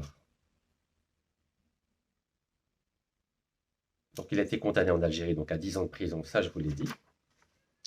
Alors vous savez que ce monsieur vient de vendre il n'y a pas longtemps, je crois qu'en 2022, un appartement à New York, 56 millions de dollars. Vous tapez Bejaoui, New York, Manhattan, 56 millions de dollars un appartement. Et vous savez qu'il avait un yacht, notre ami Farid Bejaoui. Il avait un beau yacht, voilà, un beau yacht. Yacht Shbab, un avion privé. Ben oui, c'est voilà, un yacht de 43 mètres. Voilà. Un yacht de 43 mètres. C'est bien, hein? Il avait des tableaux, Andy Warhol, Joan Miro et Salvador Dali. Vous connaissez Salvador Dali, c'est avec un moustache comme ça. Vous savez combien ça coûte les tableaux de Miro ou d'Andy Warhol ou de Salvador Dali? C'est par... Ça vaut des millions de dollars. Donc vous voyez, il y a des Algériens qui se posent la question de savoir combien coûte le kilo de patates et la banane. Et vous avez d'autres Algériens nés à Alger, hein, Farid Bejaoui. Lui, il achète des tableaux. Voilà, des tableaux de Miro, Andy Warhol et Salvador Dali. Regardez. Donc c'est une enquête qui est parue par l'Association des journalistes d'investigation mondiaux et dont Le Monde fait partie. Et c'était le 26 juillet 2016. Voilà, ça s'appelle Panama Papers. Comment l'élite algérienne a détourné l'argent du pétrole grâce à un cabinet panaméen qui s'appelle Mossack Fonseca. Et c'est à travers ce cabinet panaméen, donc Panama, qu'ils ont découvert un réseau complexe de redistribution de pots de vin et de rétrocommission au profit de l'élite algérienne. Ben oui, c'est pour ça qu'il y a 20 ministres en prison aujourd'hui, dont 3 anciens premiers ministres. Plus les cadres. Et le problème, c'est que si Abdelmajid Tebboune, il n'a pas pu tous les remplacer. Vous croyez qu'on forme en 5 ans, vous croyez qu'on peut former des ministres, des walis, des directeurs centraux, des directeurs adjoints, des directeurs de la Sonatrach, des chefs de production, des chefs de... Vous pouvez pas. Vous pouvez pas. Il faut une génération pour former une nouvelle élite algérienne compétente, patriote et les khafo rabbi. C'est pas en 5 ans. Donc vous pouvez imaginer qu'il y a encore des millions d'Algériens qu'on appelle de la 5e colonne et qui continuent à profiter du même système que pendant 20 ans. Parce qu'on ne peut pas nettoyer en 5 ans un pays, c'est pas possible. Il faut une génération pour nettoyer un pays. Et en plus, vous croyez que le président Meskin, il va avoir, Allah, il a 80 ans au mois de novembre, vous croyez il a la force, et vous croyez qu'il a la santé pour s'attaquer à un système qui, pendant 20 ans, a de l'uroug, des racines profondes. C'est impossible, malgré toute la bonne volonté du monde. C'est impossible. Donc, Habibna Shakib Khalid, wesh da. Ah oui. Donc, Khalid Bejaoui, je vous ai dit, on l'appelle Monsieur 3%. Donc, il avait un mandat de gestion sur une boîte qui s'appelle Gernwood International Engineering et Cardel Capital SA qui dispose de comptes domiciliés, écoutez-moi bien, à la banque Edmond de Rothschild à Nassau, aux Bahamas. Alors, je vous avais dit que notre ami Nassim Ouattara n'a aucun problème à travailler avec... voilà. Où est-ce qu'ils sont nos amis là? Avec... comment il s'appelle? David Isaac. Voilà, il n'a pas de problème à travailler avec David Isaac. Nassim. Voilà, oui, Nassim Ouattara, David Isaac. Et ben, notre ami Khalid Bejaoui n'a aucun problème à... Où est-ce qu'il va? Voilà. Voilà, comme ça vous voyez bien.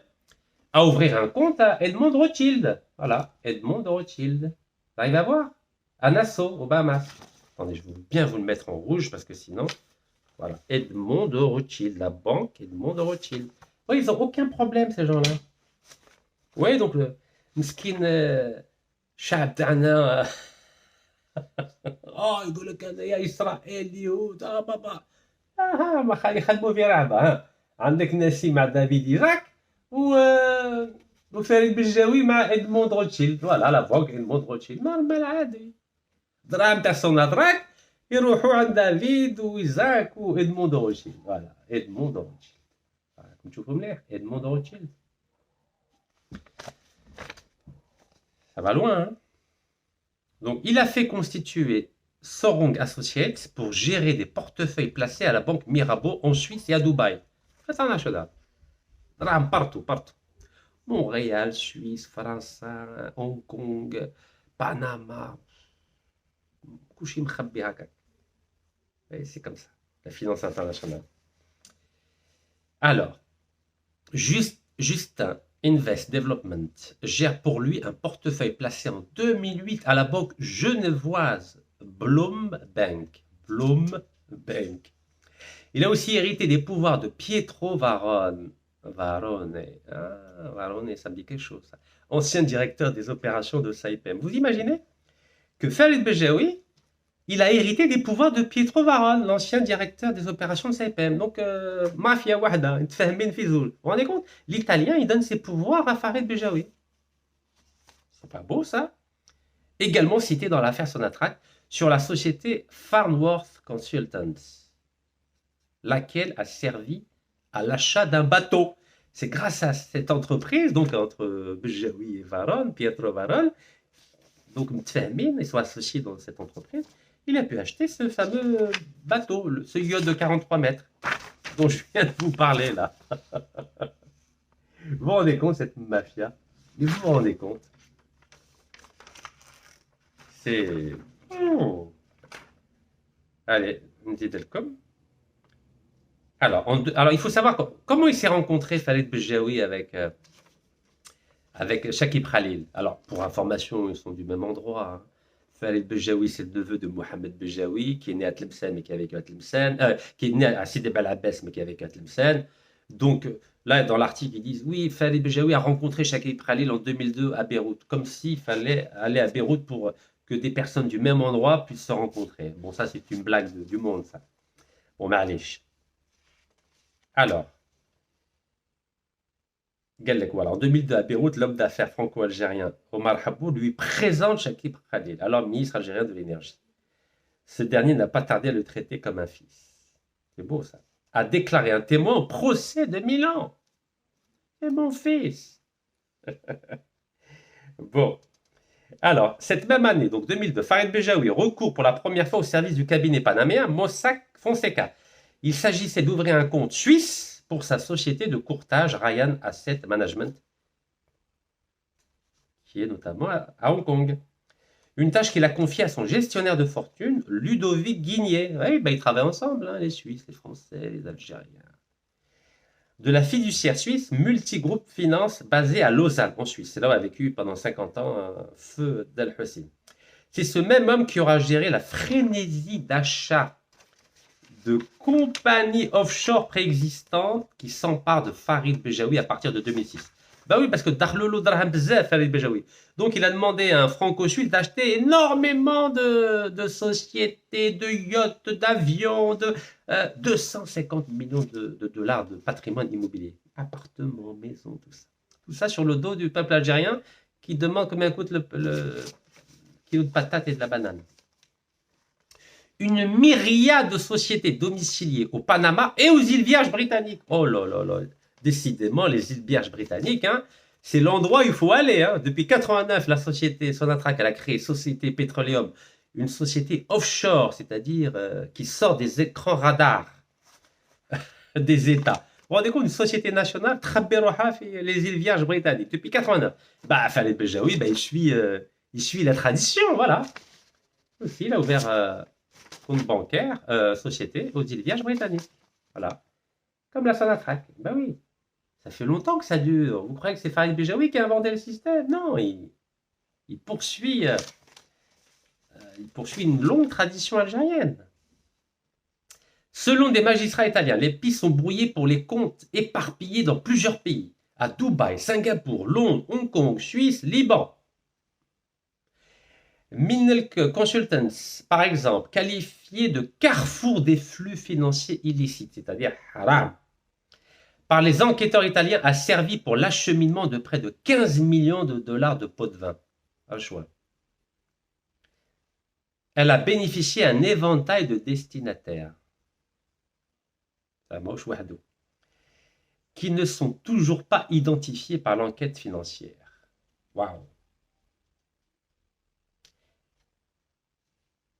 Alors, on continue. La femme de Shakib Khalil, vous la connaissez, Najet Arafat, qui n'a rien à voir avec Yasser Arafat. Hein. C'est une Libanaise, mais ça n'a rien à voir. C'est pas de la même famille. À la fille d'Abdelmalek Sedel Rim. Alors, ça, c'est quoi ça? Monsieur Habbour, copain de Shakib Khalil, qui n'a pas répondu à nos appels, tout comme ses avocats du cabinet suisse Chabrier. Ah oui, bah oui, les corrompus algériens ont des avocats suisses, s'il vous plaît. Chabrier. Est accusé lui aussi de corruption et de blanchiment d'argent. Il disposait de mandats sur 6 compagnies offshore. Waouh! Mandat, c'est lui qui représente. 6 compagnies offshore créées par Mossack Fonseca, donc à Panama, à travers Ludovic Guigné, dont certaines ont changé de main entre-temps pour bénéficier notamment à l'épouse de Shakib Khalil, Najet Arafat, à la fille d'Abdelmalek Sellel Rim. Donc Sellel est très gentil en prison, attention. Qui huwa ki oulidou Fares. Donc je tiens à le dire. Ça, c'est au niveau personnel. Cette dernière apparaît comme l'ayant droit de la société Team Part Capital Holding Limited. Elle en est devenue la bénéficiaire 4 mois après sa constitution, en octobre 2004, par Multigroupe Finance et son inscription aux îles Vierges britanniques. Par Mossadegh Fonseca en faveur d'Omar Habbour. Ah, Omar Habbour. On m'a dit qu'il était mort, hein, donc Rabbi Rahman. Najet Arafat, elle, a disposé en 2005, donc Najet Arafat, la femme de Shakib Khalil, a disposé en 2005 de 2 sociétés offshore au Panama dans le cadre de ce montage. 2 sociétés servant de paravent à des comptes bancaires en Suisse. Paravent, c'est-à-dire, on fait illusion. À des comptes bancaires en Suisse. Carnelian Group, créé en mai 2005, et Parkford Consulting en octobre de la même année. Les pouvoirs de Madame Khalil ont été transmis 2 ans plus tard, le 26 et 27 novembre 2007, à Omar Habbour. متفاهمين hein? شحال يدير كيلو تاع البطاطا شحال يدير كيلو تاع البنان. Aïe, aïe, aïe, aïe, aïe. Tu veux 10 millions de dollars. Voilà. Mais ضحكوا عليهم, hein? Tu veux 10 millions de dollars. Parce qu'ils يلعبوا بهم les dollars, les dinars. Collingdale Consultant a bénéficié respectivement à Khaldoun, fils cadet de Shakib Khalil, et à Regina Picano, épouse de Pietro Varone, de la Saipem. Cette compagnie gérait un patrimoine de près de 15 millions de dollars. Waouh, Hadougat Arachoua. Quant aux biens immobiliers acquis durant cette période par Farid Bejaoui, les autorités américaines ont diligenté une enquête au sujet de 3 appartements à New York, dont 2 à Manhattan, d'une valeur totale de 50 millions de total. Ça, c'est que 3 appartements. Hein. 3, c'est 50 millions. En tout, il a 250 millions de dollars de biens immobiliers. Canada, Paris, avenue Foch, l'avenue la plus chère de Paris. Donc là, 50 millions de dollars, rien que 3 appartements. L'un de ces appartements est un condominium situé au 5 Central Park Avenue. Central Park, c'est un grand parc en plein centre de New York, d'ailleurs pas très loin, 1 kilomètre du consulat général d'Algérie à New York. Acheté pour 28,5 millions de dollars. Un appartement, acheté 28,5 millions de dollars. C'est rien. Vous savez, c'est combien 1 million de dollars en dinars? Je ne sais plus c'est combien. 20 milliards, c'est ça? Donc 1 million de dollars, c'est 20 milliards de centimes. Donc 28, c'est quoi? Ça fait 560 milliards de centimes. Un appartement. C'est ça? C'est ça? 560 milliards. Selon les documents fournis aux enquêteurs italiens par le département américain de la justice, le paiement a surtout été effectué par le biais d'une compagnie domiciliée au Delaware. Delaware, c'est aux États-Unis. C'est considéré comme un paradis fiscal aux États-Unis. Donc, vous voyez, Gala Face, toutes les ficelles, ils les ont. Bon, je ne vais pas vous rendre malade encore. Si vous voulez lire Panama Papers, comment l'élite algérienne a détourné l'argent du pétrole. Voilà. Voilà, ils sont 110 journalistes du monde entier qui ont enquêté à la suite des Panama Papers. Bon, revenons donc au sujet de base. Aujourd'hui, donc on est quel jour aujourd'hui? On est le dimanche 13 juillet sur le site Interpol, malgré 30 mandats d'arrêt internationaux délivrés par la justice algérienne en 2022 et 2023, aucun Algérien n'a une notice rouge Interpol. Alors, la notice rouge, je le répète, c'est ça. Donc, aucune police au monde ne recherche ces 30 Algériens condamnés pour corruption en Algérie et contre lesquels la justice algérienne a délivré un mandat d'arrêt international. Donc, ce qui veut dire que ces 30-là, qui sont cachés à l'étranger, peuvent circuler librement dans le monde entier, car Interpol ne les recherche pas. Il n'y a aucune fiche sur les Algériens qui sont frappés d'un mandat d'arrêt international. Donc, je demande au président de la République, à nouveau, Si Abdelmajid Tebboune, de faire le maximum pour que le ministre de la Justice envoie la liste de ces 30 Algériens condamnés pour corruption et qui ont un mandat d'arrêt international sur leur tête, que le ministre de la Justice fasse en sorte que Interpol puisse avoir la liste immédiatement et que dès demain lundi, on voit les 30 noms sur le site d'Interpol avec leur date de naissance, leur taille, la couleur de leurs cheveux, de leurs yeux et le crime pour lequel ils ont été condamnés. Voilà. Barakallahu fikum. Tahia Jazair. Allah yarham shuhada.